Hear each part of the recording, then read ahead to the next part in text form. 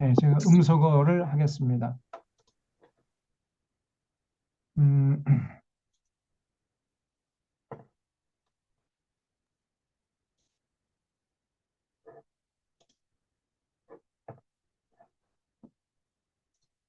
예.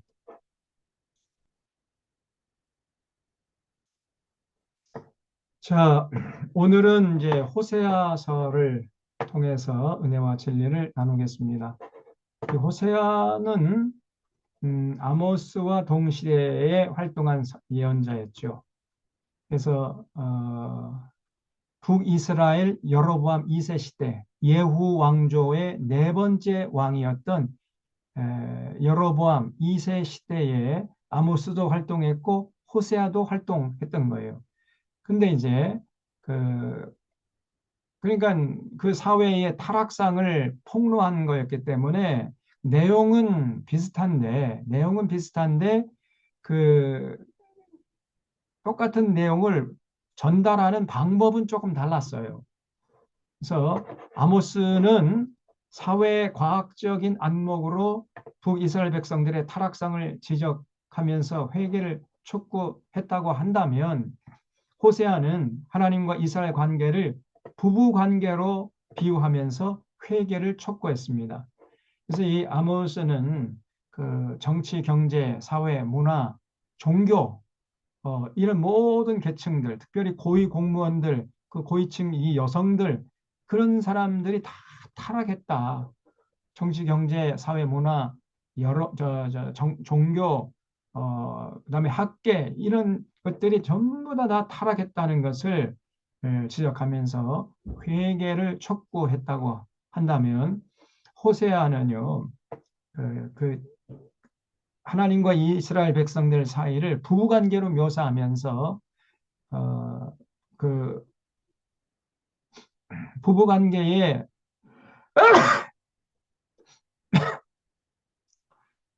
이 이스라엘 백성들이 부부관계의 도를 제대로 감당하지 않고 있다. 그러면서 회개를 촉구했던 거예요. 당시 북이스라엘 백성들은 호세아의 음란한 아내 고멜처럼 하나님과 맺은 언약을 지키지 않고 우상을 섬기는 데 하나님도 있었습니다.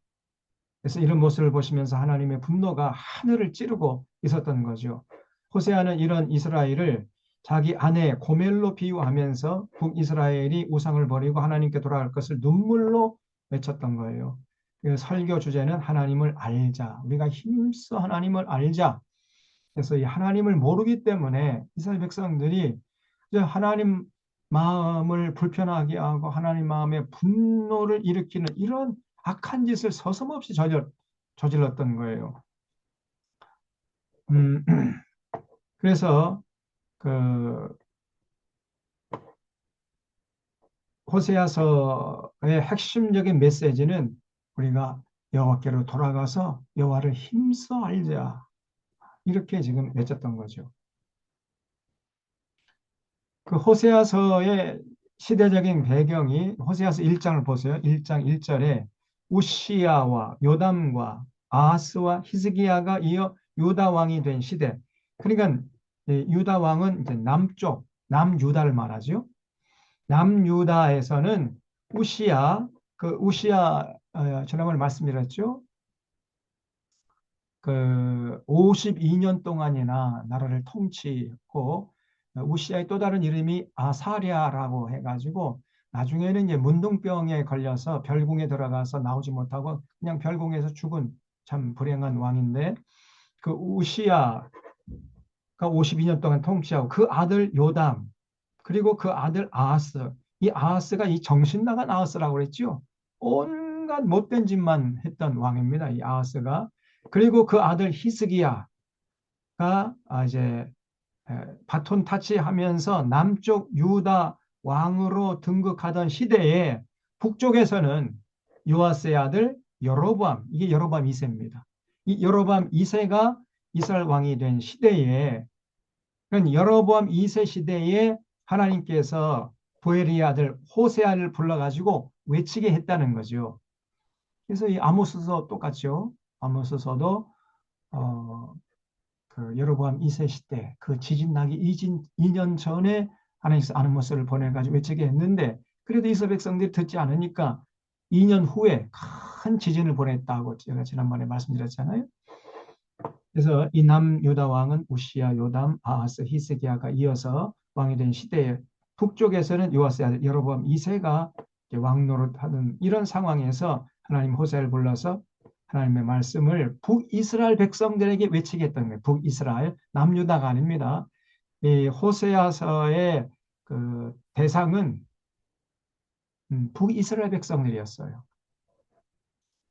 그래서 남유다 왕조가 우시야 52년 동안이나 통치했죠. 그 아들 요담이 16년, 아하스가 16년, 히스기야가 29년. 그래서 히스기야가 6년째 되던 해, 히스기야가 왕으로 등극한 지 6년째 되던 해에 북쪽에서는요, 어, 아수르의 살만 에셀이란 왕이 쳐들어와 가지고 사마리아 성을 포위해 가지고 완전히 무너뜨린 거죠. 그 나라가 망한 거예요. 그때가 바로 히스기야 제 6년입니다. 그리고 이제 그 북쪽에서는 여보세요. 이 예후 왕조의 네 번째 왕했던 여로보암 2세 시대에 하나님께서 이제 불렀는데 여로보암 2세가 41년 동안 통치하고 그다음에 스가랴 아들 그다음에 살룸이라서 쿠데탈리를 왕 위에 올랐다가 문하햄에게 죽임을 당하고 부가이야 갇혀서 배가 호세아가 왕을 할 때에 북쪽에서는 아수르 군대가 쳐들어와서 사마리아 성이 무너졌던 것입니다. 그때가 아까 조금 전에 말씀드린 대로 여기 히스기야가 왕으로 등극한 지 6년째 되는 해였어요. 그때 나라가 북이스라엘 망해버린 겁니다. 남쪽 유다는 히스기야, 므낫세, 아몬, 요시야, 요아스, 요야김, 요아긴, 시드기야 해서 야, 이걸 다 따져보면은 한 135년 정도 돼요. 135년 정도 역사가 더 지속되다가 남유다는 바벨론 군대에 의해서 망해버리고 그리고 북이스라엘은 135년 전에 아수르 군대에 의해서 망했던 거죠. 이렇게 역사가 진행됐던 겁니다. 그래서 호세아서 이제 이제 살펴보겠는데 그래서 이 이스라엘 역사를 우리가 조금 머릿속에 정리해 놓고 있어야 됩니다. 호세아가 활동하던 당시 그 시대적인 배경이 어떠했던가 이런 걸 우리가 좀 알 필요가 있어요. 이 호세아 시대는 그 북이스라엘의 예후 왕조 네 번째 왕의 여로보암 2세 시대, 그래서 아모스가 활동하는 시대와 겹쳐진다는 것, 이거를 조금 여러분이 알아두시면은 나중에 성경 읽어갈 때 도움이 되겠습니다. 자, 1장에 보면은 호세에게 주신 사명, 하나님이 호세를 불러가지고 이상한 사명을 주셨어요. 무슨 사명을 줬냐? 음란한 아내를 취하여서 음란한 자식을 낳으라는 거예요. 아니, 어떻게 결혼할 때 정말 현모양처를 얻어가지고 단란한 가정을 꾸미라. 이런 명령을 하는 것이 아니고 정반대로 음란한 아내를 취해가지고 음란한 자식을 낳으라는 거예요. 근데 호세아가 그 하나님의 명령에 순종해서 음란한 아내, 그 고멜이라는 여자를 아내로 맞이해가지고 이제 그 자식을 낳죠. 그리고 나서 이제 이 호세아가 이렇게 가정 생활을 하는데 이 고멜이 정말 음란한 여자였어요. 걸핏하면 그냥 집을 나가가지고 그 외간 남자들하고 놀아나는 거예요. 예. 그래서 가출을 한 걸 또 이제 찾아서 이렇게 집으로 데려다 앉혀놓으면 좀 있다가 또 가출하고 그럼 다시 또 찾아가지고 집에 데려오고 이런 거를 수도 없이 반복을 하는 이런 경험을 호세아가 하면서 하나님의 마음을 알았던 거예요. 지금 이스라엘 백성들이 마치 내 안에 고매가 같구나. 그래서 그 고매를 바라보면서 이 호세아가 마음이 얼마나 아팠겠습니까? 걸핏하면 집을 나가니까. 응? 집을 나가서 이제 그 뭐 수소문 해가지고 찾아가 보면은요. 어느 논팽이나 살고 있는 거예요. 그래서 지금 애들이 엄마를 찾고 있다. 집에 갑시다. 해가지고 또 집으로 데려다 놓으면 또 좀 있으면 또 집에 나가서 안 보이는 거예요. 그리고 또 이제 소서원에서 찾아가면은 또 어느 논평이나 살고 있어요. 그래서 다시 또 이제 집으로 데려다 놓고 이러면서 아하, 하나님 마음이 정말 아프시겠구나. 그 이스라엘 백성들이 하나님 앞에서 하는 짓이 꼭 내 아내가 이 호세의 아내가 호세아에게 하는 것 같은 이런 느낌을 받았던 거예요. 그래서 하나님이 그 하나님의 심정을 헤아리도록 하기 위해서 너 음란한 여자를 만나서 음란한 자식을 낳아라 이렇게 명령했던 것입니다. 여기 1장 2절에 보세요. 여호와께서 처음 호세아에게 말씀하실 때 여호와께서 호세아에게 이르실 때 너는 가서 음란한 여자를 맞이하여 음란한 자식들을 낳으라. 이 나라가 여호와를 떠나 크게 음란함이니라 하시니 이에 그가 가서 디블라임의 딸 고멜을 맞이했더니 고멜이 임신하여 아들을 낳음에 여호와께서 호세에게 이르시되 그의 이름을 이스루엘이라 하라. 조금 후에 내가 이스라엘의 피를 예후의 집에 갚으며 이스라엘 족속의 나라를 패할 것임이라. 4절에 줄쳐 주십시오. 요 4절을 이해해야 이 호세아서가 이해가 되는 거예요. 근데 이 호세아서 1장 4절을 이해하려면은 우리가 그 열왕기 이 상으로 또 돌아가야 됩니다. 열왕기 상 어디까지 돌아가야 되냐면요. 그 이스라엘의 포도밭이 있던 그 주인이 누구죠?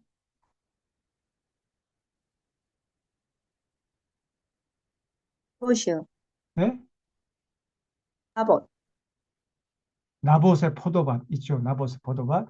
나봇의 포도밭이 이스라엘에 있었잖아요. 음? 그래서 이 그 이세벨하고 누굽니까? 아합과 이세벨이 정치 깡패를 사가지고 거짓 소문을 퍼뜨리게 했죠. 저 나봇이 하나님을 저주하고 왕을 저주했다. 이런 거짓 소문을 퍼뜨린 다음에 그것을 딱 빌미로 잡아가지고 이세벨이 내 이놈 그래가지고 그냥 칼로 쳐 죽여버렸잖아요. 그래서 나봇의 포도원을 강탈해 갔죠. 그것이 이제 그 오므리 왕조 아니었습니까? 그래서 하나님이 그 이스라엘 그 땅에서 피 흘려 죽은 이 나봇의 원수를 갚기 위해서 예후 왕조, 예후 장군을 보내가지고 그 아합의 아들 여호람을 쳐 죽였죠. 그래서 여호람이 예후 장군에 의해서 피 흘려 죽은 그 땅이 바로 조금 전에 나봇이 피 흘려 죽은 바로 거기였단 말이에요. 네? 하나님의 심판은 정확합니다. 그래서 이제 예후 왕조가 세워졌는데 예후 왕조도 조금 세월이 흐르다 보니까 더 타락했으면 더 타락했지 덜 타락하지 않았단 말이에요. 아합 왕조, 오므리 왕조보다. 그러니까 하나님께서 어, 그 이스라엘의 피를 예후의 집에 갚을 것이다. 그러니까 나봇의 피 흘려 죽은 그곳에 이제 예후 왕조를 보내가 예후 장군을 보내가지고 아합의 아들 여호람을 쳐 죽여서 그래서 똑같이 그 땅에서 피 흘려 죽게 했는데 그러면 제대로 나라를 다스렸어야 되는데 더 악한 짓을 하니까 음, 바로 그, 그 나봇의 피 흘려 죽은 그 땅에서 예후 왕조도 하나님이 심판하시겠다는 거예요. 그런 뜻으로 그 장자의 이름을 이스루엘이라 하라 이렇게 말씀하신 겁니다. 이스루엘이란 뜻은 하나님이 뿌리신다 이런 뜻이에요.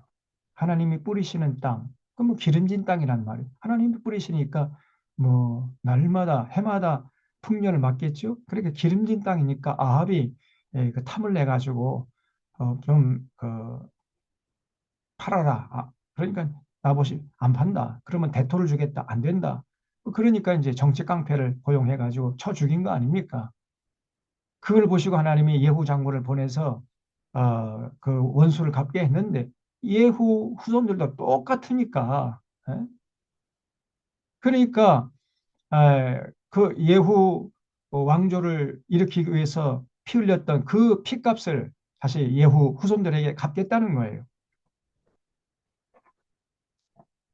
그리고 여기 5절에 그날에 내가 이스라엘의 골짜기에서 이스라엘의 화를 꺾으리라 하시니라 고멜이 또 임신하여 딸을 낳니 두 번째 이제 자녀를 낳는데 여호와께서 호세아에게 이르시되 그 이름을 로루하마라 하라. 로루하마라는 뜻은요. 로자 앞에 1번 돼 있죠. 이게 나눠 준다음에 밑에 보면 긍휼히 여김을 받지 못하는 자 이렇게 돼 있습니다. 그러니까 이제 이스라엘 백성들이 하나님께 긍휼히 여김을 받지 못하는 백성이 될 것이라는 거예요. 내가 다시는 이스라엘 족속을 긍휼히 여겨서 용서하지 않을 것임이니라. 그러나 내가 유다 족속을 긍휼히 여겨 그들의 하나님 여호와로 구원하겠고 활과 칼이나 전쟁이나 말과 마병으로 구원하지 아니하리라 하시니라. 고멜이 로루하마를 젖된 후에 또 임신하여 아들을 낳으며 여호와께서 이르시되 그 이름을 로암미르 하라. 너희는 내 백성이 아니요 나는 너희 하나님이 되지 아니할 것입니다. 자, 이렇게 호세아가 결혼을 해서 고멜하고 이제 자녀를 낳았는데 장자를 낳았던 이름을 하나님이 지어줬는데 이스르엘이라 하라 그랬어요. 그래서 이스라엘의 피를 예후 집에 갚으리라.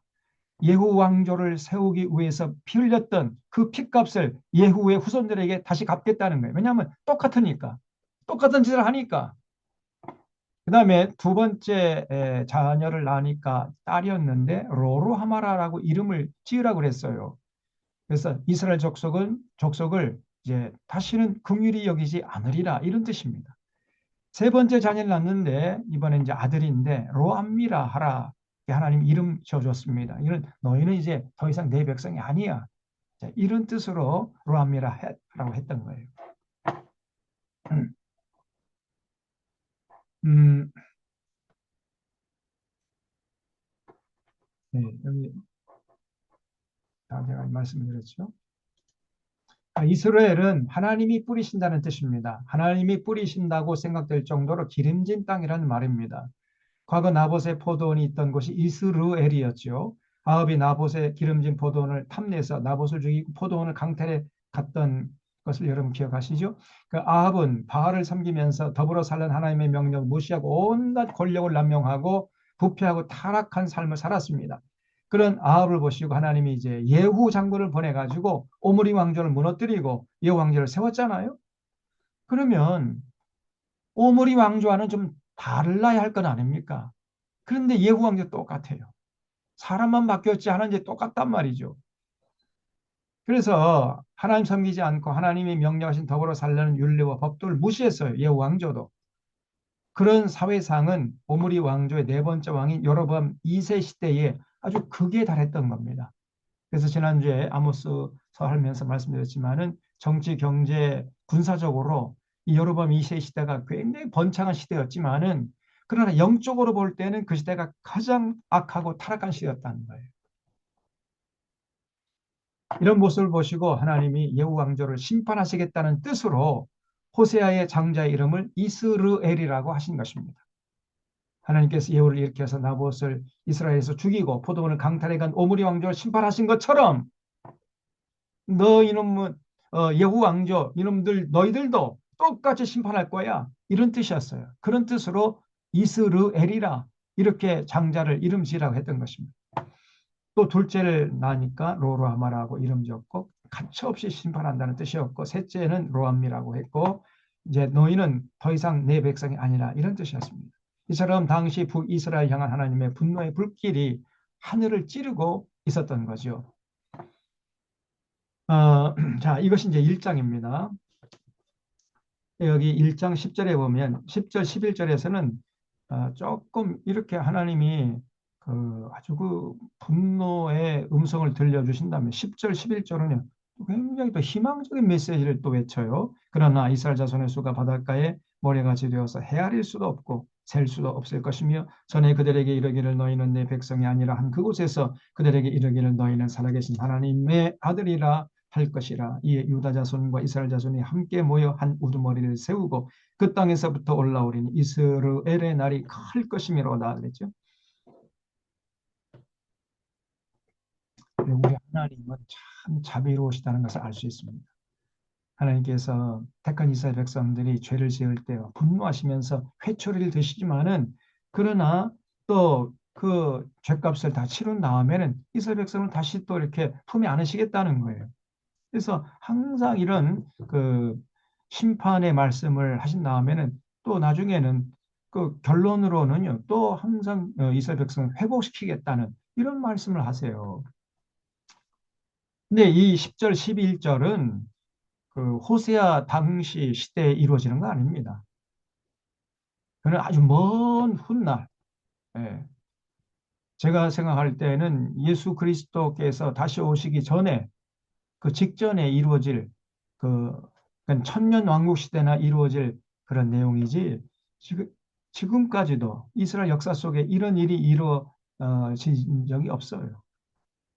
먼 이 역사의 종말의 때나 이루어질 그런 내용을 여기서 10절, 12절에 11절에서 말씀하고 있습니다. 그다음에 2장 1절에 너희 형제에게는 암미라 하고 너희 자매에게는 루하마라 하라. 그래서 이 암미라는 것은 내 백성이라는 뜻이고요. 루하마라는 건 긍휼히 여김을 받는 자. 그래서 이스라엘 백성들이 이제 역사의 종말 때쯤에는 하나님께 내 백성이라고 이제 인정을 받게 되고 긍휼히 여김을 받는 자로 회복된다는 거죠. 그런 소망적인 말씀을 1장 10절부터 2장 1절까지 이렇게 말씀하고 있습니다. 그다음에 2장 2절부터는요. 이게 무슨 내용이냐면은 호세아는 자기와 아내와의 관계를 빗대어 하나님과 북이스라엘 백성의 관계를 설명하고 있습니다. 고멜이 남편 되는 호세아를 떠나서 다른 남자와 음란한 짓을 하는 것처럼 북이스라엘이 하나님을 떠나 우상을 섬기고 있다는 것입니다. 이스라엘 백성들이 하는 짓이 꼭 내 안에 고멜과 같다는 것이에요. 호세아는 자기 가정의 이야기를 빗대어서 당시 이스라엘 백성들이 하나님을 버리고 우상을 섬기고 있는 모습을 외치고 다닌 겁니다. 이런 북이스라엘 백성들에게 분노하시면서 언젠가 이들을 타일러서 관계를 회복할 것에 대한 소망을 피력하고 있습니다. 그러나 이런 일들은 종말에 가서야 이루어질 것입니다. 그러니까 이 호세아는요. 자기 가정사 얘기를 하고 다녔던 거예요. 그래서 그 정말 부끄럽고 감추고 싶은 너무나 수치스러운 그런 자기 가정에서 일어나는 그 자기 아내 고멜이 자기에게 하는 짓이 꼭 지금 이스라엘 백성들이 하나님께 하니까 똑같다는 거예요. 그래서 이 호세아는 당시 북이스라엘 백성들 앞에 가가지고 눈물로 외치면서 지금 너희들이 하는 짓이 너희들이 하나님 앞에서 하는 짓이 꼭 우리 가정에서 내 아내가 나한테 하느니까 똑같다 이것들아 이렇게 이제 외치면서 다녔던 거예요. 이게 호세아의 선교 방식이었습니다.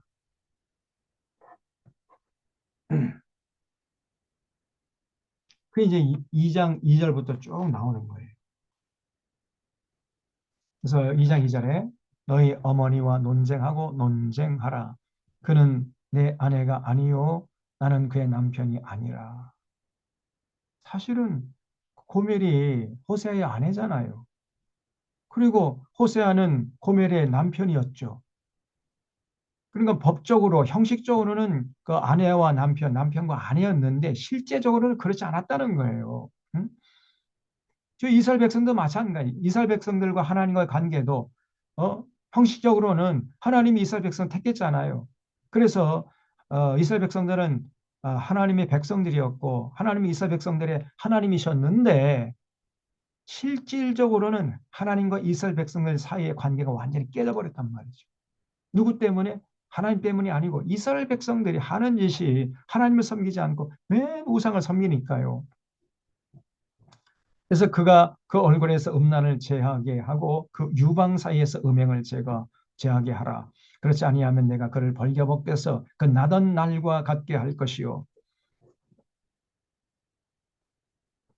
그로 광야같이 되게 하며 마른 땅같이 되게 하여 목말라 죽게 할 것이며 내가 그 자녀를 긍휼히 여기지 아니하리니 이는 그들이 음란한 자식들임이니라. 그렇죠?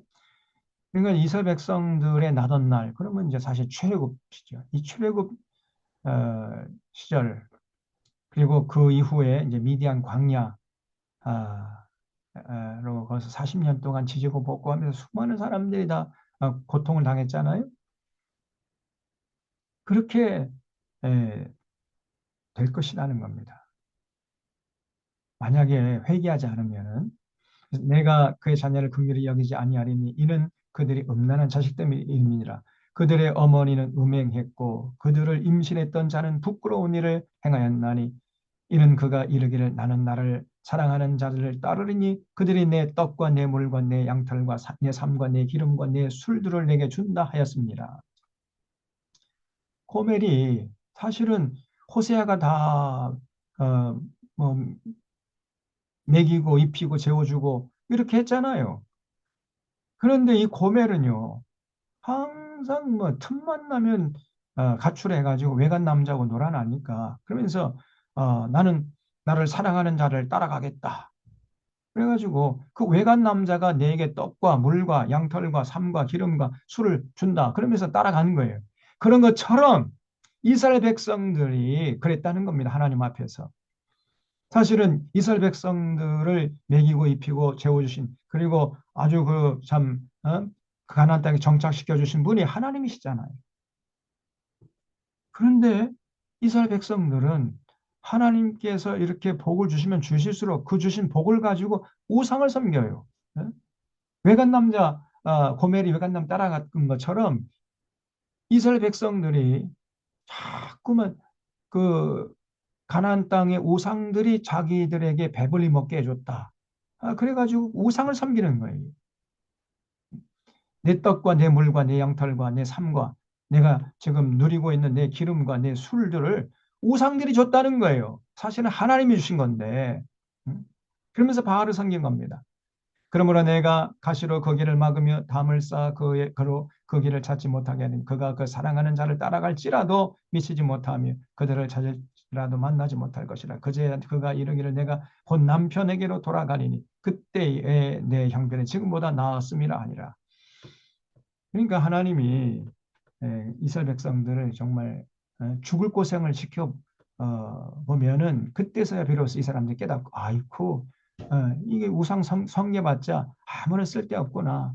다시 그 하나님 원래 남편에게 돌아가자. 그때 이제 돌아오게 될 것이라는 거예요. 8절에 이거 보세요. 곡식과 새 포도주와 기름은 내가 그에게 준 것이요. 그렇죠? 하나님이 이스라엘 백성들에게 준 겁니다. 곡식과 포도주와 기름 전부 다 하나님이 주신 거죠. 사실 우리가 지금 누리고 있는 것도 전부 하나님이 주신 거 아닙니까?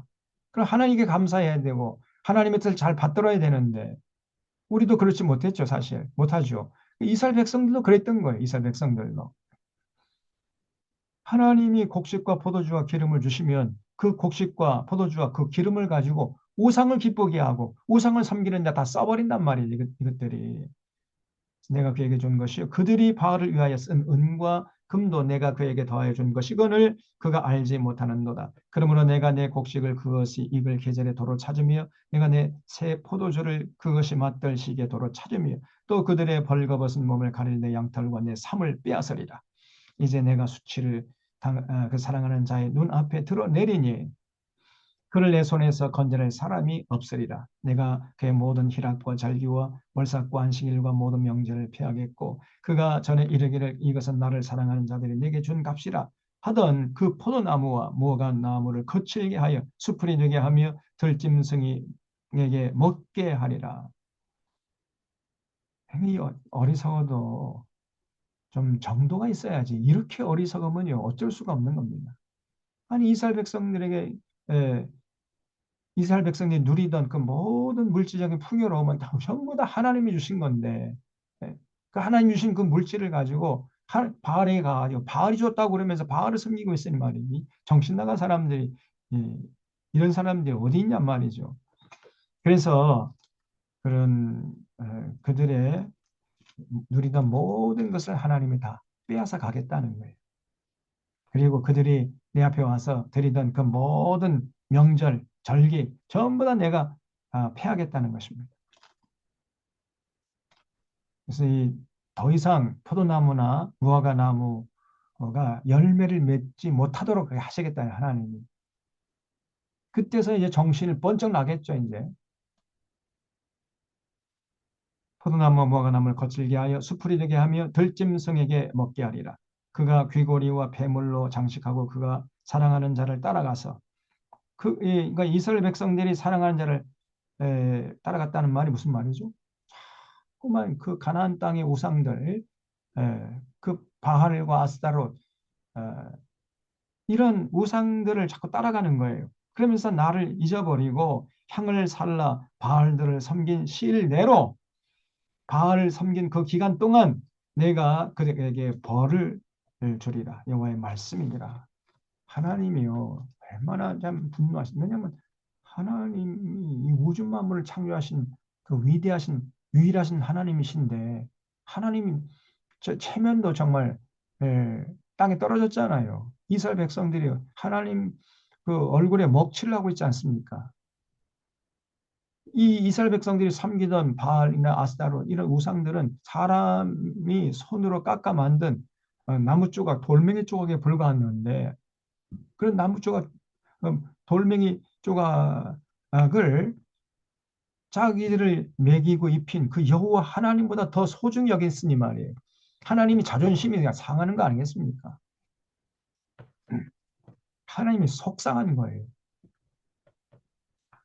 자, 그러므로 보라 내가 그를 타일러 거친 들로 데리고 가서 말로 위로하고 거기서 비로소 그의 포도원을 그에게 주고 아골 골짜기로 소망의 문을 삼아 주리니 그가 거기서 응대하기를 어렸을 때와 애굽 땅에서 올라오던 날과 같이 하리라. 여호와께서 이르시되 그 날에 내가 나를 내 남편이라 일컫고 다시는 내 발이라 일컫지 아니하리라. 어, 그래서 하나님께서 이스라엘 백성들을 이제 다시금 그 고난의 구렁텅이로 그냥 밀어 넣겠다는, 다시 말해 아수르 군대 보내시겠다는 그런 얘기죠. 그러면 그때서야 이것들이 뜨거워 이제 깨닫게 된다는 거죠.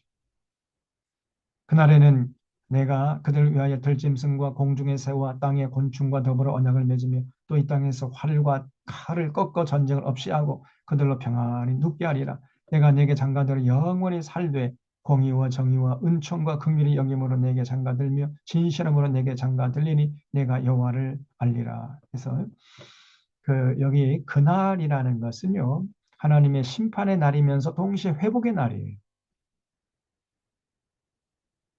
그러니까 그 이스라엘 백성들이 죄값을 치르기 위해서 이제 결국은 민족적인 국가적인 재앙을 당하겠죠. 그러면서 이제 하나님이 이스라엘 백성을 다시 회복시킨 그 품에 안으시는 거니까 그 고난받는 그 순간이 사실 회복되는 그 순간이란 말이죠. 그래서 그런 죄값을 다 받게 한 다음에는 하나님이 이스라엘 백성 다시 품에 안아가지고 내게 장가들어서 영원히 살겠다. 공의와 정의와 은총과 긍휼이 여김으로 내게 장가들고 진실함으로 내게 장가들 것이다. 우리 하나님 입장이요. 참 이게 어렵습니다.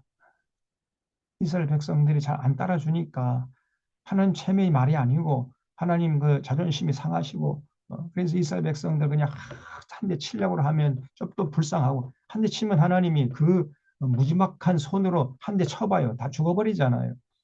그러니까 칠 수도 없고 또 안 칠 수도 없고 안 치자니 저렇게 온갖 하나님 마음을 아프게 하고 그러니 그래서 이 그날이라는 것은 이제 참다 참다 하나님이 이제 그 아수르 군대 보내가지고 그냥 이스라엘 역사를 쓸어버리는 그러면서 이제 하나님이 다시 이스라엘 백성들을 품에 안시겠다. 이런 이중적인 의미가 담겨 있어요.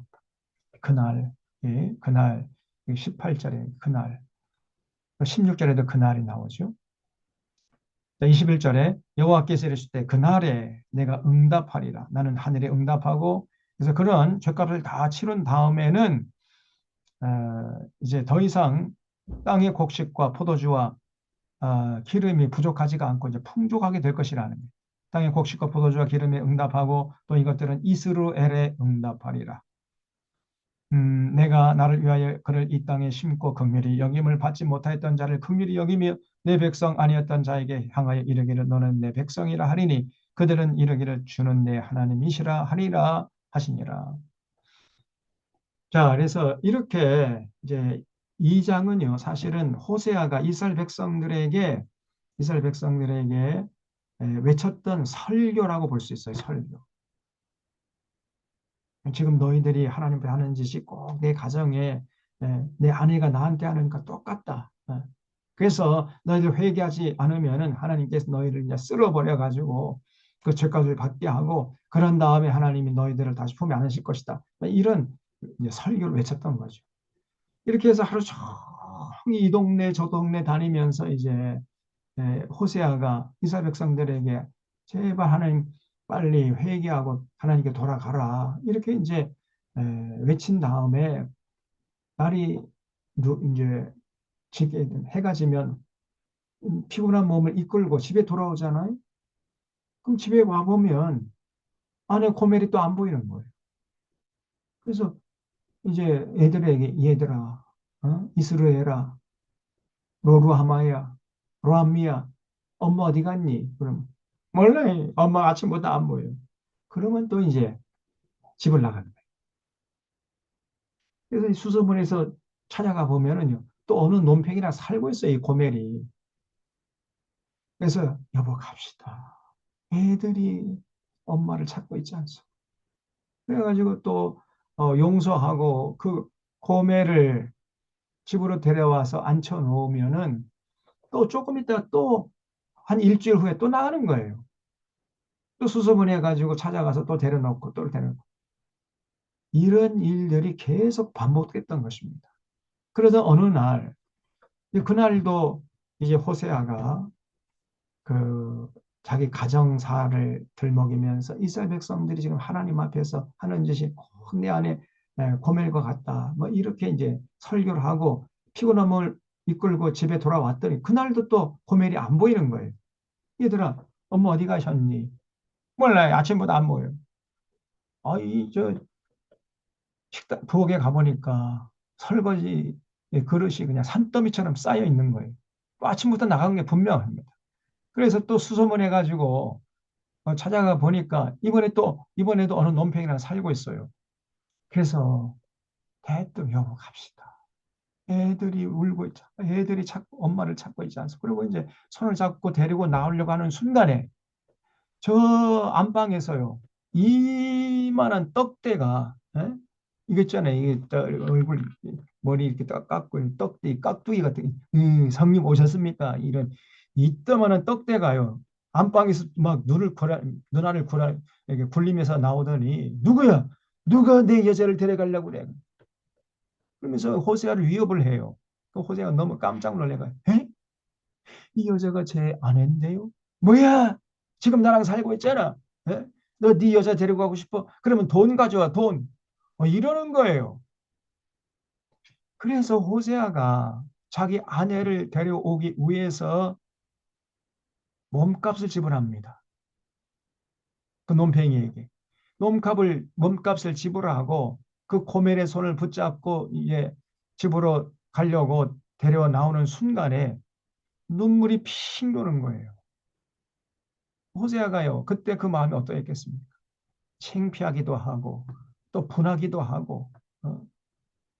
자존심이 상하고 또 억울하기도 하고 뭐 이런 복잡한 심정이었지 않겠어요? 그래서 그런 복잡한 심정으로 이제 자기도 모르는 사이에 그냥 눈물이 핑 도는 거예요. 그 눈물을 훔치면서 이렇게 고멜을 데리고 나으려고 하는 순간에 하나님의 음성이 들려요. 호세아야, 이제 알겠느냐? 지금 네 마음이 내 마음이다. 그렇게 말씀하세요. 그러니까 이스라엘 백성들 때문에 하나님도요, 피눈물을 흘리고 싶다는 거예요. 이게 바로 3장입니다. 3장.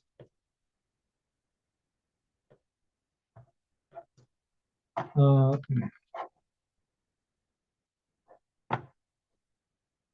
고멜은 걸핏하면 집을 나가서 논팽이 들고 어울렸습니다. 그때마다 호세아는 찾아가서 설득해서 집으로 데려오곤 했습니다. 그날도 하루 종일 사역을 하고 집으로 돌아와 보니 또 고멜이 집을 나가고 없었어요. 호세아가 수소문해서 찾아가 보니 이번에도 어떤 남자와 살고 있었어요. 그래서 여보 갑시다. 아이들이 기다리고 있지 않소? 하면서 데리고 나오려고 하는 순간에 안에서 어떤 남자가 나오더니 누나를 부라리면서 고멜을 데리고 가려면 돈을 가져오라고 하는 거예요. 할 수 없이 호세아가 몸값을 지불하고 고멜의 손을 붙잡고 나오려고 하는 순간에 눈물이 핑 돌 거잖아요. 네. 그 눈물에는 너무 억울해요. 아니 자기 아내 데리고 나오는데 몸값을 지불하니 억울하잖아요. 그리고 분하기도 하고 부끄럽기도 하고 네. 이런 복잡한 감정이 섞여 있는 눈물이었습니다. 그때 하나님의 음성이 들려오는 거예요. 호세아야 알겠느냐? 지금 네 마음이 내 마음이야. 여기 내 자가 좀 다, 이건 어이가 아니라 아이죠. 이렇게 하나님이 말씀하십니다. 호세아는 끝까지 이스라엘 백성들을 포기하지 않으시는 하나님의 마음을 깨닫고 이스라엘 백성들에게 하나님께 돌아가 힘써 하나님 알자. 이렇게 이제 해서 호세아가 자기 아내를 통해서 이제 하나님의 심정을 깨달았던 겁니다. 그래서 이스라엘 백성들에게 하나님께 돌아가서 힘써 하나님 알자. 이렇게 외쳤던 거예요.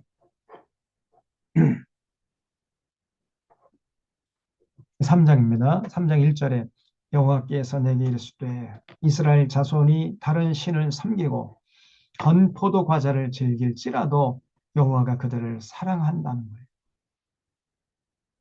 그러니까 너도 고멜이 걸핏하면 집을 나가서 어느 논팽이나 살고 있어도 여전히 그 안에 고멜을 사랑하라는 겁니다. 그래 하나님께 말씀하세요. 여호와가 그들을 사랑하니 너는 또 가서 타인의 사랑을 받아 음녀가 된 그 여자, 그 고멜이죠. 그 고멜을 사랑하라 하시기로 아까 말씀드린 그래서 또 이 호세아가요. 수수문에 찾아가 보니까 어느 논평이나 살고 있는 걸 몸값을 지불하고 데려오는 거예요. 내가 그 은 15개와 보리 한 호멜 반으로 나를 위하여 그를 사고 그러면 이제 호멜이죠. 그녀를 사고 이렇게 번역해야 정확합니다. 그녀에게 이르기를 너는 많은 날 동안 나와 함께 지내고 음행하지 말며 다른 남자를 따르지 말라. 나도 내게 그리하리라 하였노라. 이게 사실은 하나님께서 이스라엘 백성들에게 하시고 싶었던 말씀이죠. 하나님께서 이스라엘 내가 너희를 사랑하니까 너희들 더 이상 우상 숭배하지 말고 나를 사랑하고 내가 너희들의 행복을 위해서 명령한 그 명령을 지켜라. 이런 요구였던 거죠. 근데 이스라엘 백성들이 안 들어요. 고멜이 호세아의 말을 코웃음 치는 것처럼 이스라엘 백성들도 하나님의 말씀을 그냥 전혀 한 귀로 한 귀로 흘려버렸단 말이죠. 4절에 이스라엘 자손들이 많은 날 동안 왕도 없고 지도자도 없고 제사도 없고 주상도 없고 에봇도 없고 드라빔도 없이 지내다가 그 후에 이스라엘 자손이 돌아와서 그들의 하나님 여호와와 그들의 왕 다윗을 찾고 마지막 날에는 여호와를 경외함으로 여호와와 그의 은총으로 나아가리라. 또 이 4, 5절은요. 이스라엘의 미래에 아주 소망스러운 그런 말씀으로 네, 결론을 맺고 있습니다. 자, 그 다음에 이제 4장에서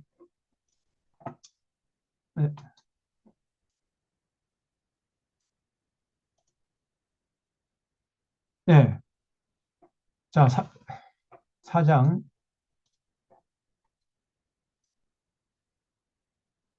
4장을 보겠습니다. 이스라엘 자손들아 여호와의 말씀을 들어라. 여호와께서 이 땅 주민과 논쟁하시나니 이 땅에는 진실도 없고 인애도 없고 인애는 사랑이죠. 하나님을 아는 지식이 없어요. 당시 여로보암 2세 시대가 모든 사람들이 그냥 진실하지가 않아요. 자기만 위하고 전혀 이웃 사랑 이걸 찾아볼 수가 없고요. 또 하나님을 아는 지식이 없어요. 오직 저주와 속임과 살인과 도둑질과 간음뿐이요 포악하여 피가 피를 뒤이음이라. 이런 사회를 이루었던 거예요. 당시 여로보암 2세 시대가. 그러므로 이 땅이 슬퍼하며 거기 사는 자와 들짐승과 공중에 나는 새가 다 쇠잔할 것이요 바다의 고기도 없어지리라. 그러나 어떤 사람이든지 다투지도 말며 책망하지도 말라. 내 백성들이 제사장과 다투는 자처럼 되었음이니라. 너는 낮에 넘어지겠고 너와 함께 있는 선지자는 밤에 넘어지리라. 내가 내 어머니를 멸하리라. 여기 사절이 무슨 말이냐면은 어떤 사람이든지 다투지도 말며 책망하지도 말라 그랬죠. 무슨 말이냐면 누가 누구를 탓할 수 없을 정도로 전부 타락했다는 그런 말이에요. 사실은 뭐 도토리 키재기죠. 다 타락했는데 뭐 그러니까 다투지도 말고 책망할 수도 없는 거예요. 서로가 전부 다 부족한데 뭐. 그래서 너는 낮에 넘어지겠고 너와 함께 있는 선지자도 타락했기 때문에 이 사람들은 밤에 넘어져요. 예, 낮에는 막 거룩한 척, 뭐 굉장히 뭐 교양 있는 척 하고 다니지만은 밤에는 또 이상한 엉뚱한 짓을 하는 거예요, 이 선지자들이. 그래서 내가 내 어머니를 멸하리라. 내 어머니는 저 이스라엘 민족이죠. 그러니까 이스라엘 그 사회가 전부 타락한 겁니다.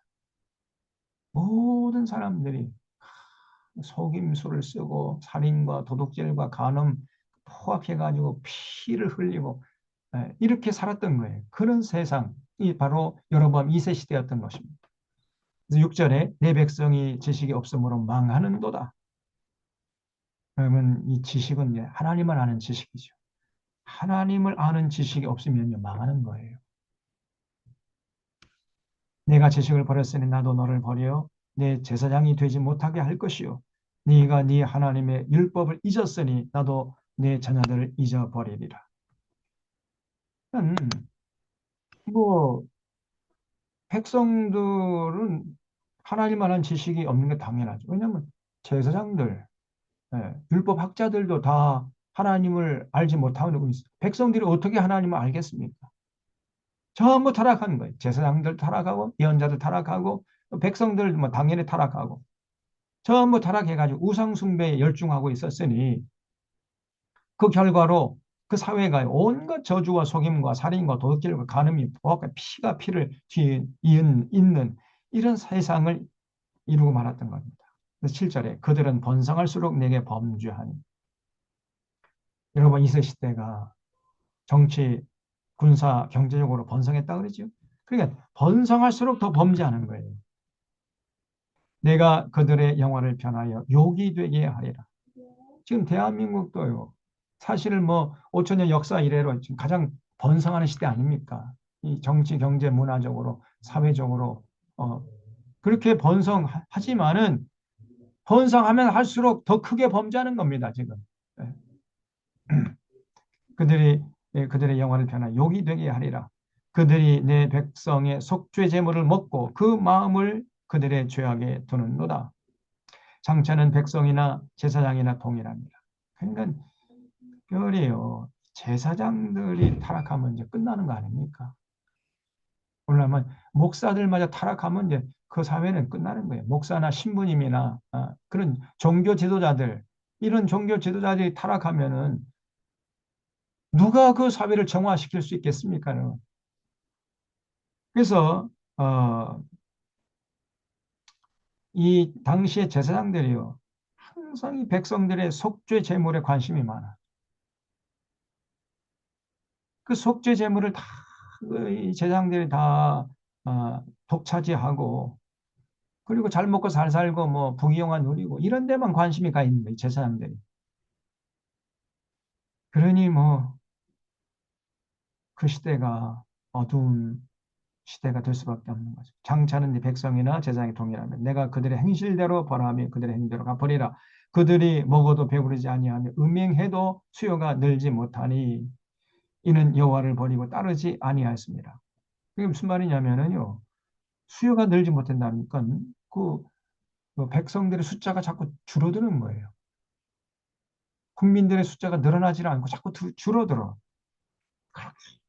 뭐, 어, 성적으로 타락했으니, 성적으로 타락했으면은 그 임신도 많이 하고 그럴 텐데 이상하게 줄어든단 말이죠.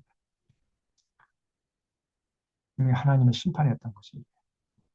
지금 우리나라도요, 지금 출산율이 지금 0.73 정도로 내려왔어요. 0.6으로 내려갈 판이야, 지금요. 세계에서 출산율이 최하입니다. 대한민국이. 이렇게 나가다가는, 이제 한 세대만 지나면, 이 대한민국 국민들, 이 시민들의 숫자가 반으로 줄고, 또 한 세대면 또 반으로 줄고. 그래서 뭐, 2000, 뭐, 100년, 2050년, 2100년 정도에는 이 대한민국의 국민들의 숫자가 뭐 한 3천만 이하로 떨어질 것이다. 2천만. 좀 더 한 2200년, 한 100년 후엔 이 한반도 땅에 사람을 찾아볼 수 없을 정도로 이렇게 급격하게 지금 숫자가 줄어들고 있는 거죠. 음, 그다음에 여기 11절에 음행과 묵은 포도주와 새 포도주가 마음을 빼앗느니라. 여기에 다 이 사람들이 관심이 가 있던 거예요. 내 백성이 나무에게 묻고 우상 앞에 가가지고 절하면서 우상의 가르침을 따랐다는 거예요. 나무에게 묻고 그 막대기는 그들에게 고하나니 이는 그들이 음란한 마음에 미혹되어 하나님을 버리고 음행하였음이니라. 그들이 산 꼭대기에서 제사를 드리며 작은 산 위에서 분향하되 참나무와 버드나무와 상수리나무 아래에서 하니 이는 그 나무 그늘이 좋음이라. 이러므로 너희 딸들은 음행하고 너희 며느리들은 간음을 행하는도다. 그래서 이게 무슨 말이냐면요. 그 상수리나무 아래, 상수리나무 그 그늘이 좋잖아요. 그 그늘 아래에 바알을 섬기는 그 우상 제단이 있었던 거예요. 그 우상 제단에서 이 사람들이 뭐냐면 바알을 섬기는 의식 자체가 그 바알 신전에 있는 여자 기생들, 여자 창기라고 그러죠. 이거 공창이라고 합니다. 공창들과 몸을 섞는 게 바알을 섬기는 의식이에요. 그냥 바알을 섬기면 반드시 성적 타락을 가져오게 돼 있었던 겁니다. 그래서 여기 보면 너희 딸들이 음행하고 며느리들이 간음을 행하는 거예요. 너희 딸들이 음행하며 너희 며느리들이 간음해도 내가 벌하지 아니하리니 이는 남자들도 창기와 함께 나가며 음부와 함께 희생을 드림이라 그랬죠. 남자들이 전부 바알 신전 가가지고 그 바알 신전에 있는 공창들과 뭐 걸핏하면 이렇게 성적인 타락, 성도덕의 타락을 가져오고 있으니 그러니 뭐 당시에 그 여성들 그리고 며느리들 그 사람들 탓할 수가 없어요. 전부 타락했으니까 말이죠. 깨닫지 못하는 백성은 망하리라. 그래서 그 바알을 섬기는 것은요, 이거는 그 육적인 간음, 영적인 간음 동시에 오게 되는 거예요. 15절에 이스라엘아 너는 음행해도 유다는 죄를 범하지 못하게 할 것이라. 너희는 길갈로 가지 말며 벳 아웬으로 올라가지 말며 여호와의 사심을 두고 맹세하지 말지어다. 여기 길갈이라는 거는 어, 하나님께 제사하는 곳이 있는 것이죠. 그 길갈로 가지 말래요. 또 벳 아웬, 이 벳 아웬이라는 거는 사악의 집이라는 뜻인데 벳 아웬, 사악의 집. 벳이라는 말은 하우스란 말이에요. 아웬은 아주 그 거짓, 사악함 이런 뜻. 그러니까 사악함의 집. 그러면 그 사악함의 집이 어디겠어요? 그게 바로 베델이에요, 베델. 당시 하나님 앞에 제사 드리는 성전이 있는, 하나님의 성전이 있는 곳이 바로 베델이었거든요. 베델과 길갈. 근데 그곳이 바로 벳아원이라는 거예요. 사악한 집이야. 거룩한 집이 아니고요. 하나님의 성전이 있는 그곳이 사악한 집이라는 거예요. 오늘날로 하면은 교회당이야말로 사악한 집이라는 거예요. 교회당이야말로. 정말 기가 막힌 일이죠. 정말 통탄스러운 노릇 아닙니까? 어떻게 하나님의 성전이 강도의 소굴이고 사악한 집이 되어버리냐 그 말. 예수님 말씀대로 만민이 기도하는 집을 너희가 강도의 소굴로 만들었구나 탄식했던 것처럼 오늘날 똑같아요. 호세아 시대에도 그랬거니와 예수님 당시도 그랬고 오늘 이 시대에도 교회당이 하나님을 만나 뵙는 거룩한 성전이 아니라 예? 배다원이 돼서 배다웬 사악한 집 강도의 소굴로 전락한 지 오래됐다고 말. 그래서 배단에 올라가지 마. 다시 말해 베델 가지 말라 베델. 오늘 말하면요 교회당 가지 말래요. 교회당 가면 갈수록 더 나쁜 짓을 하고 더 거룩하게 되는 것이 아니라 더 속물인간이 되기 때문에 그 베델, 벤아웬 그 사악한 집 가면 안 된다는 거예요. 베단으로 올라가지 말며 여호와의 사심을 두고 맹세하지 말아라. 이스라엘은 완강한 암소처럼 완강하니 이제 여호와께서 어린 양을 넓은 들에서 먹임같이 그들을 먹이시겠. 참말의 말씀이죠. 에브라임이 우상과 연합했으니 버려두라. 그들이 마시기를 다 하고는 여기 에브라임은요 북이스라엘 말합니다. 북이스라엘을 총칭해서 에브라임이라고 해요. 그러니까 에브라임 북이스라엘 나라가 전부 우상성 숭배한 거예요. 우상과 연합해 버렸단 말이죠. 그냥 내버려 두라는 거예요. 그들이 마시기를 다하고는 이어서 음행하였으며 그들은 부끄러운 일을 좋아하느니라. 바람이 그 날개로 그를 쌌나니 그들이 그 재물로 말미암아 부끄러운 일을 당하리라 그랬어요. 자, 5장에 제사장들아 이를 들어라.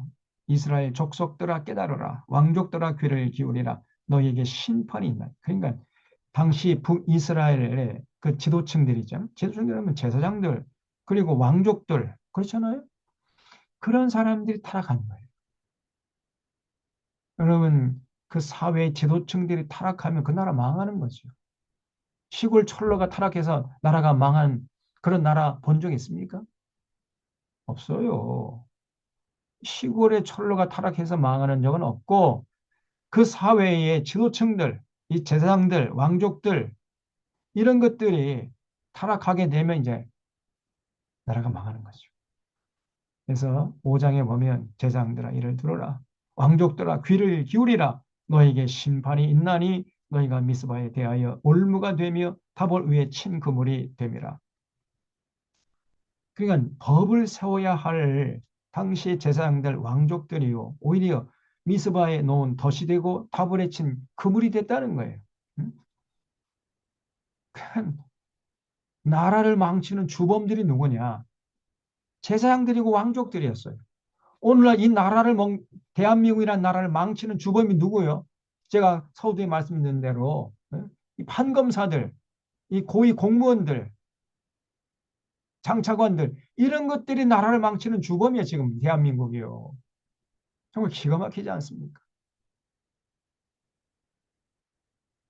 호세아 시대 똑같아요.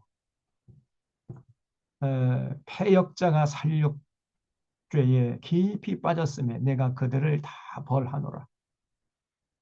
에브라임은 내가 알고 이스라엘은 내게 숨기지 못하나니 에브라임아 이제 내가 음행했고 이스라엘이 더러워졌느니라. 그들의 행위가 그들로 자기 하나님에게 돌아가지 못하게 하나니 이는 음란한 마음이 그 속에 있어 여호와를 알지 못하는 까닭이라. 그렇죠? 그래서 그 죄악된 행위 때문에 하나님 관계가 완전히 깨져가지고 이제 하나님께 돌아갈래야 돌아갈 수 없게 됐다는 거예요. 5절에 이스라엘의 교만이 그 얼굴에 드러났나니 그 죄악으로 말미암아 이스라엘과 에브라임이 넘어지고 유다도 그들과 함께 넘어지리라. 여기 유다는 이제 남유다를 말하죠. 남유다도 북이스라엘의 영향을 받아가지고 자꾸 휘둘리는 거죠. 그래서 6절에 그들이 양떼와 소떼를 끌고 여호와를 찾으러 갈지라도 만나지 못할 것은 이미 그들에게서 떠나셨어요. 이제 하나님이 너무 더럽다 더러워 내가 도저히 있을 수가 없다 해가지고 떠나버린 겁니다. 그들이 여호와께 정죄를 지키지 아니하고 사생활을 낳았으니 그러므로 세 달이 그들과 그 기업을 함께 삼키리로다. 8절 너희가 기브에서 뿔나팔을 불며 라마에서 나팔을 불며 벳아웬에서 외치기를 베냐민아 네 뒤를 쫓는다 할지어다. 뿔나팔과 나팔을 불라 전쟁을 알리는 경보예요. 지금 북이스라엘에 이방 족속이 지금 쳐들어왔다는 겁니다. 벌하는 날에 에브라임이 황폐할 것이다. 다시 말하면 지금 아수르 군대가 쳐들어온 거예요. 그게 하나님이 벌하는 날이에요. 에브라임이 황폐할 것이라. 내가 이스라엘 지파 중에서 반드시 있을 일을 보였노라. 유다 지도자들은 경계표를 옮기는 자 같으니 내가 나의 진노를 그들에게 물같이 부으리라 했죠. 여기 경계표를 옮기는 자. 여러분 경계표를 옮기면 안 됩니다. 우리 하나님은 경계표를 옮기는 것을 가장 분노하세요. 지금 저 한덕수나 또 누굽니까? 그 최상목이나 그리고 지금 조 저 누굽니까? 대 네. 대법관의 조희대. 조희. 조희대죠. 조희대. 희대에 악한 짓을 해줘요. 조희대 저놈이. 예? 어떻게 저런 짓을 합니까? 누나 깜짝 안 하고. 이제 노골적으로. 이게 바로 저 사람들이 지금 경계표를 옮기는 거예요. 예? 대제사장으로서, 대법관으로서 해서는 안 될 짓을 하잖아요, 지금. 그게 경계표를 옮기는 겁니다. 지금 이 법관들이 이 정치의 계절에 한복판에 뛰어 들어가 가지고 국민들의 그 주권을 무시하고 지들이 좌지우지하려고 그러잖아요. 음? 이거는 이 정치의 계절이면은 판사들은 저 뒤로 물러가 있어야 되는데 이 판검사들이 정치 계절 한복판에 뛰어 들어가 가지고 이 나라를 좌지우지하려고 하고 있지 않습니까? 이게 바로 경계표를 옮기는 거예요. 이건 무서운 심판이 뒤따를 겁니다. 경계표를 옮기는 자 치고 비참하게 죽지 않은 사람이 없어요. 여러분 이 박정희 대통령도 3선까지만 하고 거기서 물러났으면은 참 좋았는데 경계표를 옮겼죠. 그래서 유신을 선포해가지고 총통제를 나는 죽을 때까지 대통령 해 먹겠다. 그게 바로 경계표를 옮기는 거예요. 비참하게 예, 자기 부하에게 총 맞아 죽었잖아요. 아니 한독수 이놈이 지금 그 자기가 모시고 있는 대통령이 지금 내란죄를 범해가지고 탄핵된 마당에 파면됐는데 그러면 어떻게든지 간에 나라의 그 전국을 잘 이끌어 가가지고 참 그 다음 새로운 정부를 구성하는데 협조하고 거기에 혼신의 힘을 다해야 할 그놈이 지가 대통령이 되겠다고 해가지고 저렇게 지금 판검사들하고 전부 짝짝꿍 돼가지고 역사의 전면에 지금 나서고 있는 겁니다. 이 얼마나 사악한 짓이냔 말이죠. 이게 경계표를 옮기는 것이고 저 한독수 여러분 보세요. 말년이 비참해질 것입니다. 그 조희대 말년이 비참해질 거예요. 이 한독수, 조희재 이런 놈들.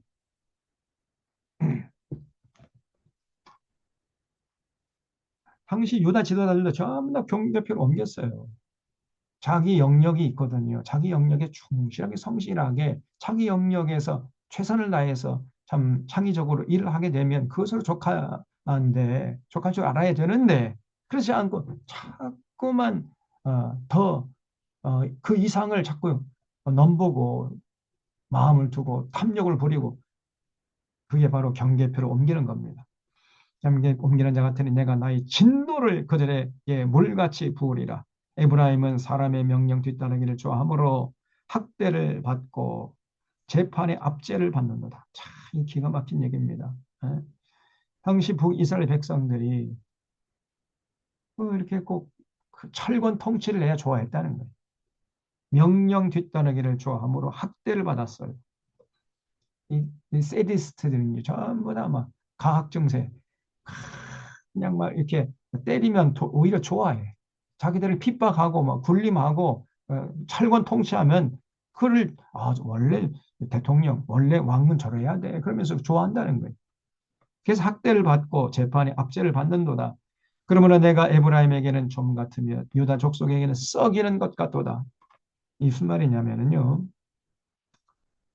하나님께서 에브라임을 좀 먹은 나무같이 만들고 유다 가문은 속이 썩은 뼈같이 만들 것이다. 그런 얘기예요.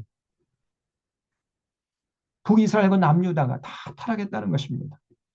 에브라임이 자기의 병을 깨달으며 유다가 자기의 상처를 깨달았고 에브라임은 아수르로 가서 아렙 왕에게 사람을 보내었으나 여기 야렙 왕은 여기 밑에 보면은 남해주에 싸움의 왕 되어 있죠. 그러니까 이 야렙 왕이 누구냐면요. 아수르 왕이 별칭이에요. 아수르. 걸핏하면 그냥 전쟁을 했던 거예요. 싸움의 왕이에요. 그러니까 군대인 믿고 까불까불 대다가 망한 나라가 아수르라는 나라였던 거죠. 바벨론 나라에 망했잖아요. 또 바벨론도 사실은 뭐 군대에 믿고 까불대다가 또 페르시아 제국에 망한 것이고 페르시아는 또 헬라에 망하고 헬라는 또 로마에 망하고 다 그렇지 않습니까? 군대의 힘을 믿고 까불대는 나라 치고 망하지 않은 나라가 없어요. 그래서 야랍 왕에게 사람을 보내었으나 그가 능히 너희를 고치지 못하겠고 그래서 아수르 왕이 그러니까 이 당시에 에브라임이나 유다가 이 아수르 왕을 상당히 의지했던 거죠. 그런데 아수르나라는 나라가 그들을 절대로 구원해주지 못하고 고쳐주지 못하는 거예요. 우리나라도 마찬가지입니다. 미국 좋아하는데 미국 의지해서 절대 이 나라가요 구원받지 못하는 거예요. 하나님께 돌아가서 하나님을 섬기고 하나님 뜻대로 권력자는 절대 권력 남용하지 않고 국민을 섬기고 성실하게 예? 또 재판장은 뇌물 받지 않고 재판을 정직하게 이끌어가고 올곧게 이끌어가고 제사장은 하나님 말씀을 올곧게 선포하고 상인들은 거짓적으로 거짓줄을 쓰지 않고 이렇게 이게 하나님께 돌아가는 거거든요. 그래서 이 땅에 하나님의 정의와 공의가 강물처럼 흐른 이런 세상이 돼야만 비로소 이 나라가 구원받는 것이지. 외국 군대들이 이 나라를 지켜주지 못합니다, 여러분. 네? 한국 교회가 자꾸 이 미국 군대, 미국 트럼프 기도 옛날에 예, 미국 대통령 귀에 들어가도록 크게 기도합시다. 대형 교회 이 목사 장로들 모여가지고 시청에 모여가지고 성적이 흔들면서 미국 대통령 귀에 들어가도록 우리가 크게 기도한 하나님께 기도하는 게 아니라 미국 대통령을 지금 바라보면서 기도했다. 이 정도로 한국 교회가 썩을 대로 썩었습니다. 그래서 그 아수르 왕에게 사신을 보냈지만은 그러나 그 아수르 왕이 너희를 능히 고치지 못하겠고 너희 상처를 낫게 하지 못할 것이다. 내가 에브라임에게는 사자 같고 유다 족속에는 너 젊은 사자 같으니 바로 내가 움켜갈지라도 내가 탈취하여 갈지라도 건져낼 자가 없는 거다. 하나님을 누가 대적하겠습니까? 그들이 그 죄를 뉘우치고 내 얼굴을 구하기까지 내가 네 곳으로 돌아가리라. 그들이 고난 받을 때 나를 간절히 구하리라. 그렇죠?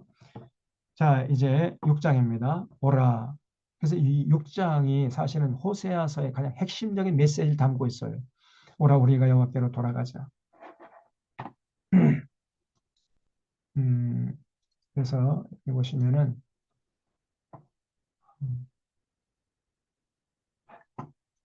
네.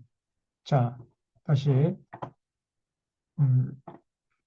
1장에서는 이제 호세아에게 준 사명, 그리고 2장에서는 호세아가 이제 자기 가정사를 얘기하면서 이스라엘 백성들이 하나님 앞에서 꼭 내 안에 고멜같이 한다. 이걸 이제 한 내용이고요. 3장에서는 고멜을 통해 하나님 심장을 깨닫는 호세아고 4, 5장은 이제 호세아 당시에 북이스라엘 타락상을 폭로했어요. 호세아가. 4, 5장 제가 다 말씀드렸죠. 그다음에 6장에서는 그래서 이제 하나님께 돌아가는 길만이 살 길이라는 거예요. 그것을 말합니다. 6장 보겠습니다. 오라 우리가 여호와께로 돌아가자. 여호와께서 우리를 찢으셨으나 도로 낫게 하실 것이요 우리를 치셨으나 싸매어 주실 것입니다. 여호와께서 이틀 후에 우리를 살리시며 셋째 날에 우리를 일으키시리니 우리가 그 앞에서 살리라. 그러므로 우리가 여호와를 알자. 힘써 여호와를 알자. 그의 나타나심은 새벽빛까지 어김없나니 비와 같이 땅을 적시는 늦은 비와 같이 우리에게 임하시리라 하니라. 우리 하나님은요 성실하시고 정직하시고 그렇기 때문에 변함이 없으세요. 우리가 하나님께 돌아가기만 하면 하나님은 쌍수를 들고 우리를 맞이해 주시고 우리를 회복시켜 주신단 말이죠. 돌아가야 되는데 안 돌아가. 이게 문제예요. 4절에 에브라임아 내가 내게 어떻게 하랴 유다야 내가 내게 어떻게 하랴 너희의 인애가 아침 구름이나 쉬 없어지는 이슬 같아요. 그 말로는 사랑 사랑하지만은 그냥 아침 구름이나 쉬 없어지는 이슬 같아. 이슬이라는 것은 아침에 잠깐 반짝하던 해가 떠오르면 순식간에 사라져 버리잖아요. 아침 구름도 마찬가지죠. 그런 것처럼 당시에 그 북이스라엘 사회에 사랑이라는 걸 찾아볼 수가 없었다는 겁니다. 그러므로 내가 선지자들로 그들을 치고 내 입의 말로 그들을 죽였노니 내 심판은 빛처럼 나오느니라. 나는 인애를 원하고 제사를 원치 아니하며 번제보다 하나님 아는 것을 원한다. 그거 주십시오. 유명한 말이죠. 우리 하나님이 원하신 건 뭐냐? 다른 거 아닙니다. 서로 사랑하면서 살기 원합니다. 다시 말해 더불어 살아가는 세상을 만들고 나서요. 제사 원치 않으세요, 하나님이. 제사보다도 더 중요한 게 뭐냐? 인애입니다, 인애. 서로 사랑하는 거예요. 물론 제사는 건 예배죠. 예배보다 더 소중히 여기고 하나님이 더 가치를 두는 것은 뭐냐면요. 우리끼리 서로 참 위로하고 격려하고 세워주고 칭찬해주고 그러면서 살아가는 그 모습을 더 보시기를 원한단 말이죠. 그래서 번제보다 하나님 아는 것을 원합니다. 제사 예배 100번 드리는 것보다 이렇게 그 창세기원 계시록까지 성경 강좌, 성경 공부 통해서 하나님 마음에 새기고 그 말씀을 무로무장해서 삶의 현장에서 실천하는 그거를 더 하나님 원하신다는 거예요. 그 사실은 예배도 그런 삶으로 나아가기 위한 그 중간 과정이지 그 종착점이 아닙니다. 예배 자체가 끝이 아니에요. 근데 오늘날 한국교회 교인들은 예배만 드리면 그스로 하나님 앞에서 할 도리 다 한 줄 알아요. 이거 착각하고 있다고 말이죠. 아닙니다. 번제보다 하나님 아는 걸 원하시는 거예요. 하나님이. 이거 잊지 마셔야 돼요. 그들은 아담처럼 언약을 어기고 거기에서 나를 반역하였느니라. 길앗은 악을 행하는 자의 고리라. 피 발자국으로 가득 찼도다 그랬죠. 이 길앗이라는 것은 요단강 그 동편 쪽이죠. 요단강 건너기 전 요단강 동편 쪽 그걸 길앗이라고 그래요. 그 길앗 큰 도시인데 거기 높은 사람들이 살고 있었겠죠. 근데 악을 행해 모든 사람들 악을 행하고 피 발자국으로 가득 차요. 강도 때가 사람을 기다림 같이 제사장의 무리가 세겜길에서 살인하니 그들이 사악을 행하였느니라. 제사장들도 여기저기 막 몰려다니면서 함부로 사람을 잡아 죽이는 이런 끔찍한 짓을 서슴없이 저지고 다닌 제사장들이 내가 이스라엘 집에서 가증한 일을 보았나니 거기서 에브라임은 음행했고 이스라엘은 더럽혀졌느니라. 또한 유다야 내가 내 백성의 사로잡힘을 돌이킬 때 내게도 추수할 일을 정하였느니라. 그렇죠? 그래서 여기 간단하게 말씀드린 7장에서는요. 하나님께서 그런 당시의 북이스라엘 백성들, 그 어리석은 백성들을 향해서 뭐라고 말씀하시냐면은 어리석은 비둘기 같다고 그러세요. 여기 7장 11절에 에브라임은 어리석은 비둘기 같이 죄가 없어서 애굽을 향하여 부르짖으며 아수르로 자꾸 가는 거예요. 다시 말하면 하나님께서 이스라엘 백성 돌아오라고 신호를 보내. 그 신호가 뭐냐면은 하늘에서 비를 멈추죠. 그러면 가뭄이 오죠. 가뭄이 오는 게 하나님께 돌아오라는 신호거든요. 가뭄이 온 다음에 이제 농사를 못 지니까 기근이 오죠. 굶주림이라는 것은 하나님께 돌아오는 신호예요. 하나님께 돌아가기만 하면 문제가 해결되는데 이 사람들이요. 가뭄이 오고 기근이 오잖아요. 그러면 하나님께 돌아가질 않고 여전히 우상 숭배하면서 무슨 짓을 했냐면 자꾸만 애굽으로 사신을 보내고 아수르로 사신을 보내고 다시 말하면 애국 군대 좀 와주십시오. 아니면 아수르 군대 와주십시오. 그래서 외국 군대를 의지해서 나라를 유지하려고 했다 그 말이 이 사람들이. 그래서 어리석은 비둘기 같아요. 왜냐하면 이 비둘기는요, 이 귀소성이 뛰어나거든요. 아무리 멀리 떨어진 곳에 갖다 놔도 정확하게 제 집을 찾아 들어갈 줄 아는 능력이 비둘기에 있어. 이걸 귀소성이라 합니다. 그런데 이 비둘기는요, 어리석은 비둘기야. 자꾸만 제 집을 못 찾아 들어가고 딴 집에 자꾸 따라 참 옆집 그 이웃집 아저씨 집으로 들어가서 그 아저씨 보고 자기 아버지래. 그래서 북이스라엘 백성들이 하나님께 돌아오라고 하나님이 신호를 보내주면은 하나님께 안 돌아가고 자꾸 딴 집으로 가. 어리석은 비둘기 같이 재질 못 찾아서 들어가고요. 하나님의 집으로 돌아가기만 하면 문제가 다 해결될 텐데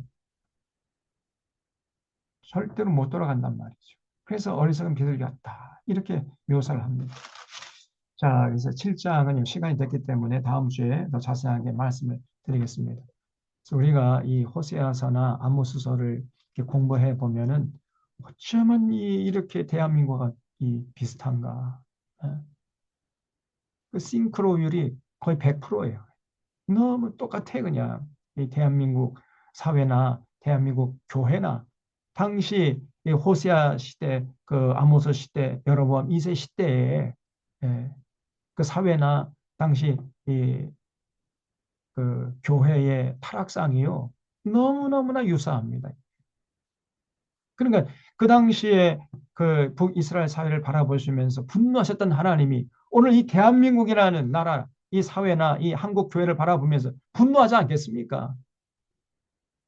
그래 걱정인 거예요. 그게 그래서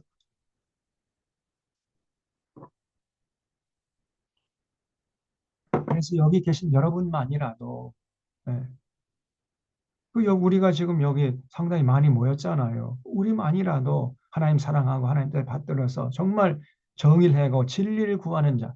하나님께서 그런 사람을 진짜 믿음의 사람, 의인이라고 인정해 주시거든요. 의인 10명만 있으면은 소돔과 고모라 성을 멸하지 않겠다. 이렇게 말씀했잖아요. 또 예레미야에게는 그 예루살렘에 그 의인 하나, 정의를 행하고 진리를 구하는 자 한 사람이라도 있으면은 내가 예루살렘 사람들의 모든 죄를 용서하고 그 예루살렘에서 계속 살도록 해주겠다. 이렇게 말씀했잖아요. 우리만이라도 우리가 제대로 신앙생활하고 정말 하나님 사랑하고 하나님들 받들어서 삶의 현장에서 그 진리의 길을 가고 그 진리의 길을 갈 때 어렵고 힘들어도 끝까지 그 길을 굳굳하게 걸어. 그게 십자가의 길이죠. 그러면 그런 의인 10명만 있으면은 하나님께서 이 나라를 지키시고 보호하실 줄 믿습니다. 우리가 중요한 거, 우리가. 여러분, 여기 계신 분이 너무 참 감사하기도 하고, 자랑스럽고, 그렇습니다. 그래서, 또 한 주간 동안 삶의 현장에서 최선을 다해서 주님을 기쁘시게 하시다가 또 한 주 후에 건강한 모습으로 만나 뵙도록 하겠습니다. 다음 주는 이제 7장을 좀 더 자세하게 말씀드리고, 7장, 8장. 이 호세아서는요, 뒤로 가면 갈수록 또 더 그냥 깊은 진리가 담겨 있어요. 기대해 주셔도 좋습니다. 자, 이 정도 하고 기도를 마치겠습니다. 하나님 아버지, 오늘 호세아서를 통해서 하나님의 심정을 살펴보게 하시오니 감사합니다. 당시에 여로보암 2세 시대 그 북이스라엘 백성들 타락상을 바라보시면서 분노하시고 아파하셨던 하나님의 심정을 헤아리면서 하나님 그 하나님의 마음으로 하나님의 눈으로 오늘 이 시대 대한민국과 한국교회를 바라볼 수 있는 저희들 되게 하셔서 하나님의 심정을 깨달아 알게 하시고 그래서 정말 우리만이라도 하나님을 기쁘시게 하고 하나님께 영광을 돌리는 그런 신실한 삶을 살아갈 수 있도록 주님 저희들을 붙잡아 주시고 인도하여 주시옵소서. 어지러운 세상 한복판에 나아가서 참 생명의 향기를 극히 진동하는 삶을 살다가 건강한 모습으로 다음 주에 만날 수 있도록 주님 도와주시옵기를 바라고 하나님 특별히 이 나라 이 민족을 주님 앞에 부탁을 드립니다. 하나님 정말 이 판검사들 또한 그 대법관들 고위 공무원들이 오히려 반민주적이고 반국가적인 폭거를 일삼는 이때 하나님 이 나라를 주께서 불쌍히 여겨 주시어서 저들의 모든 계획이 다 실패로 돌아가게 하시고 마침 하나님의 무서운 심판 앞에 직면할 수 있도록 주께서 강력하게 개입하시고 간섭하시고 이끌어 주시옵소서. 모든 것 주님께 부탁드리옵고 우리 구주 예수 그리스도의 이름으로 기도하옵나이다. 아멘. 아멘.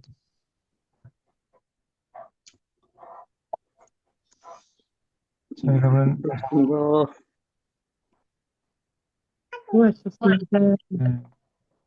감사합니다, 시간 목사님. 동안 경청해 주셔서 감사합니다. 감사드립니다. 고맙습니다. 주말 잘 보내시고요. 다음 감사합니다. 주에 또 뵙도록 하겠습니다. 맞습니다. 수고하셨습니다.